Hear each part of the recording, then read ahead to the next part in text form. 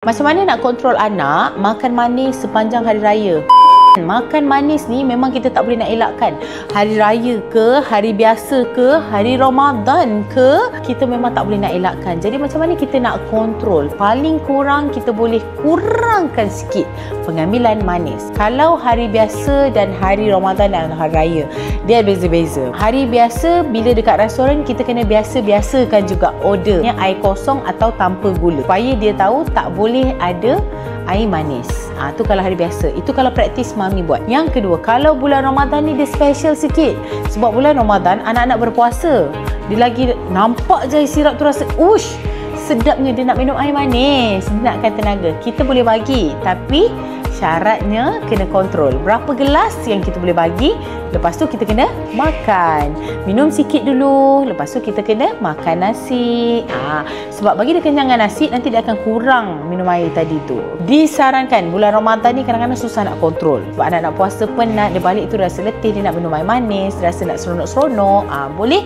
Jadi minum sikit dulu, lepas tu makan. Lepas tu sekejap lagi dia lupalah air manis tadi tu. Untuk bulan raya, paling crucial part.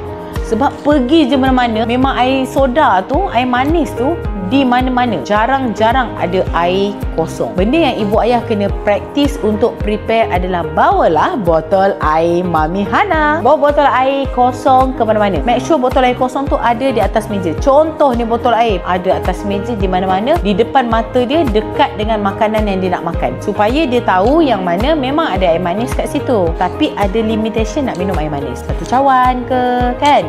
Setengah cawan ke. The rest, you minum air kosong. Sebab kalau you pergi beraya rumah orang, you tak boleh nak tolak ataupun you takkan nak minta, puan-puan, boleh saya nak minta air kosong? Untuk anak saya ni, dia minum air kosong je. Dia tak minum air teh ni. Takkanlah kita nak cakap macam tu. Adab yang baik adalah kita terima kasih. Terima kasih walaupun kita tak minum kat situ. Sebab tu kita kena keluarkan botol air kita. Ting, air kosong. Bagi dekat anak. Jadi kita tak boleh nak kontrol sangat, tapi benda yang kita boleh buat adalah dengan tindakan yang kita tunjuk, yang kita bawa. Lepas tu siap-siap bagi tahu. Katakan rumah orang tu ada gula-gula, ada coklat, kena siap-siap bagi tahu.